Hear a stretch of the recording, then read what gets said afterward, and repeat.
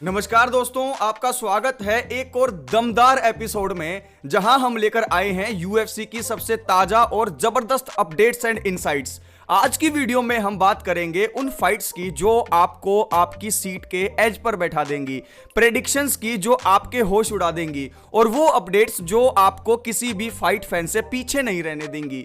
हम शुरू करेंगे रॉबर्ट विटेकर की स्टोरी से, जो बता रहे हैं कैसे हमजत चिमाएव ने उनकी पुरानी चोट का फायदा उठाया यूएफसी 308 में। फिर हम जानेंगे डस्टिन पोरिये के बोल्ड प्रेडिक्शन के बारे में, जो कह रहे हैं कि चार्ल्स ओलिवेरा और चैंडलर के बीच होने वाले धमाके को कौन जीतने वाला है। और आपने सुना है पैडी पिम्बलेट और इलिया टपुरिया की पुरानी टक्कर के बारे में। पैडी पिम्बलेट का अभी भी यकीन है कि वो टोपुरिया को हरा सकते हैं, और हम डिस्कस करेंगे 2024 का best fighter of the year का अवार्ड किसे मिलना चाहिए, इलिया टपुरिया को या फिर एलेक्स परेरा को। तो वीडियो को एंड तक जरूर देखिए, क्योंकि आखिर में हम मैक्स होलोवे के कमबैक प्लान और उनके पोटेंशियल अपोनेंट के बारे में भी बात करेंगे। तो दोस्तों, बिना किसी देरी के चलिए शुरू करते हैं ये यूएफसी का धमाल, जहां हर फाइट का एक अलग ही मजा है। वीडियो को लाइक करें, चैनल को सब्सक्राइब करें और बेल आइकन दबाना ना भूलें, इससे हमारे चैनल को बहुत बूस्ट मिल सकता है। Let's start the video. Robert Whittaker का कहना यह है कि यूएफसी 308 में हमजत चिमाएव ने उनकी एक पुरानी इंजरी का फायदा उठा लिया है। उनके हिसाब से उनको यह पहले से ही दिक्कत थी दांतों में, लेकिन इसका फायदा हमजत उठा लेंगे इसकी नॉलेज उन्हें नहीं थी। लेकिन यार, मैं आपको ईमानदारी से बताऊं, अगर वहां पर वो टैप नहीं करते और गर्दन अगर फंस जाती हमजत के हाथ में, तो गर्दन के टूटने के चांस थे। तो जो होता है अच्छे के लिए होता है। अब यहां पर एक्सक्यूजेस ढूंढने के बजाय रॉबर्ट विटेकर को अपने आप को इंप्रूव करके दोबारा से बाउंस बैक करने की प्लानिंग करनी चाहिए। क्या मैंने ठीक बात नहीं कही? अगर आप एग्री करते हैं तो लाइक का बटन दबाकर कमेंट जरूर करना है। डस्टिन पोरिये ने प्रेडिक्शन कर ली है। वैसे तो मैं प्रेडिक्शन देता हूं, लेकिन डस्टिन पोरिये ने मेरा काम कर दिया है। डस्टिन पोरिये ने यूएफसी 309 के अंदर एक एक्साइटिंग फाइट जो होने वाली है चार्ल्स ओलिवेरा और माइकल चैंडलर के बीच में, उनका प्रेडिक्शन कर दिया है। उनके हिसाब से ये दोनों फाइटर्स जब आपस में टकराएंगे तो चार्ल्स ओलिवेरा उनको फिनिश कर देंगे चैंडलर को, क्योंकि जब स्किल सेट को देखते हैं तो चार्ल्स ओलिवेरा एक कंप्लीट फाइटर दिखाई देते हैं डस्टिन पोरिये को, और उनके हिसाब से उनके आर्सेनल में वो सारे टूल्स हैं जिनके दम पे वो पहले फाइट के तरह दूसरे फाइट में भी चैंडलर को फिनिश कर सकते हैं। लेकिन चाहे कुछ भी हो दोस्तों, एक्साइटिंग फाइट होना ये तय है, क्योंकि दोनों फाइटर्स का जो फाइटिंग स्टाइल है, फाइट के अंदर धमाका होगा, और इसका प्रेडिक्शन भी मैं आपको दूंगा, इसलिए चैनल को सब्सक्राइब कर लेना। तो आपके हिसाब से इस फाइट को कौन जीतने वाला है? क्या डस्टिन पोरिये की पिक से आप एग्री करते हो? चार्ल्स ओलिवेरा क्या हरा देंगे चैंडलर को दोबारा? कमेंट करके बताइएगा। पैडी पिम्बलेट और इलिया टपुरिया के बीच में दुश्मनी काफी पुरानी है। लंदन के अंदर होटल में इन दोनों की लड़ाई हो गई थी, और तब से ही इलिया टपुरिया के पीछे हाथ धोकर पड़े हुए हैं पैडी पिम्बलेट। पैडी पिम्बलेट का कहना यह है कि अगर हाइपोथेटिकल फाइट उनकी अगर हो जाती है इलिया टपुरिया के साथ, तो इलिया टपुरिया को नॉकआउट करना, उनको हराना उनके बाएं हाथ का खेल होगा, यानी कि बिल्कुल इजी काम होगा। वो इलिया को बुलाएंगे और नॉकआउट कर देंगे। मैं पैडी पिम्बलेट को एक चीज कहना चाहता हूं कि पैडी पिम्बलेट जी, कुछ तो होश हवास रखिए। आप 155 डिवीजन के अंदर हैं, मान ली मैंने बात। आप मोटे हैं काफी ज्यादा, वेट आप में काफी ज्यादा है इलिया टपुरिया से, लेकिन आप इलिया टपुरिया को नॉकआउट करेंगे? भाई हाथ जुड़वा लो, ऐसी ऐसी बातें मुझसे डाइजेस्ट नहीं होती। 2024 का फाइटर ऑफ द ईयर का अवार्ड किसे मिलना चाहिए? यहां पर फैंस दो ग्रुप में बट गए हैं। पहला ग्रुप है जो कह रहा है कि एलेक्स परेरा को मिलना चाहिए, और दूसरा ग्रुप यह कह रहा है कि जिस तरीके से इलिया टपुरिया ने परफॉर्म किया है उन्हें मिलना चाहिए। अब देखना यह होगा कि यूएफसी ये अवार्ड देती किसको है। अगर मैं आपके हाथ में यह डिसीजन छोड़ता तो आप किसकी तरफ लीन टूवर्ड करते? इलिया टपुरिया को ये अवार्ड दे देते आप, या फिर आप ये अवार्ड देते एलेक्स पोटान परेरा को? कमेंट करके बताइएगा।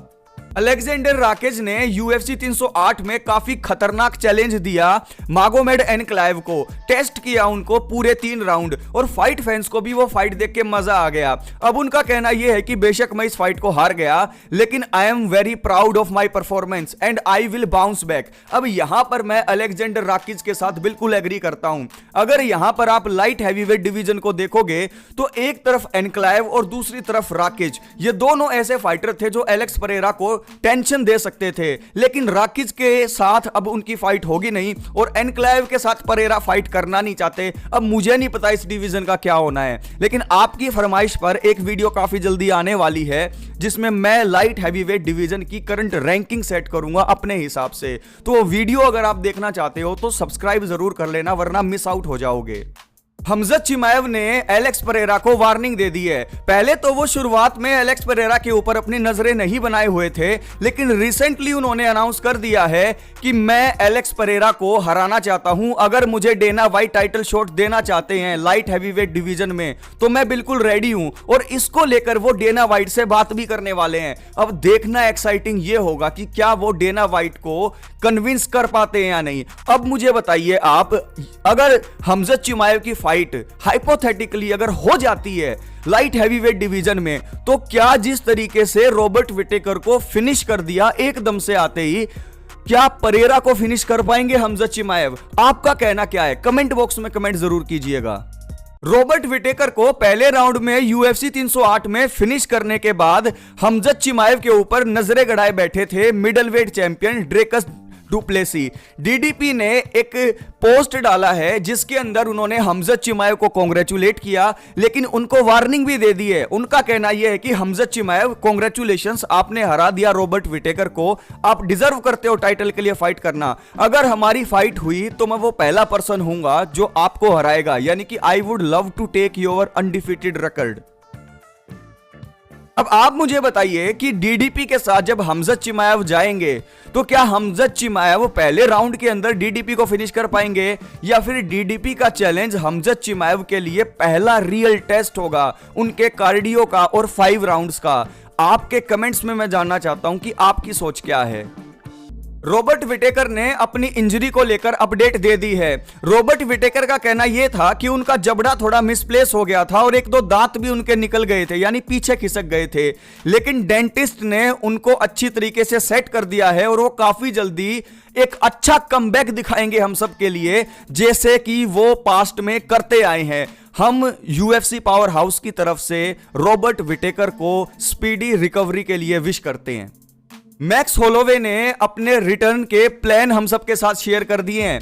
मैक्स होलोवे चाहते हैं कि डस्टिन पोरिये के साथ उनकी नेक्स्ट फाइट हो, क्योंकि इस फाइट से पहले, इलिया टपुरिया के नॉकआउट से पहले, मैक्स होलोवे का जो स्टॉक था वो यहां से यहां पहुंच गया था, लेकिन इलिया टपुरिया से नॉकआउट होने के बाद मैक्स होलोवे का नाम यहां से अब थोड़ा सा यहां आ गया है।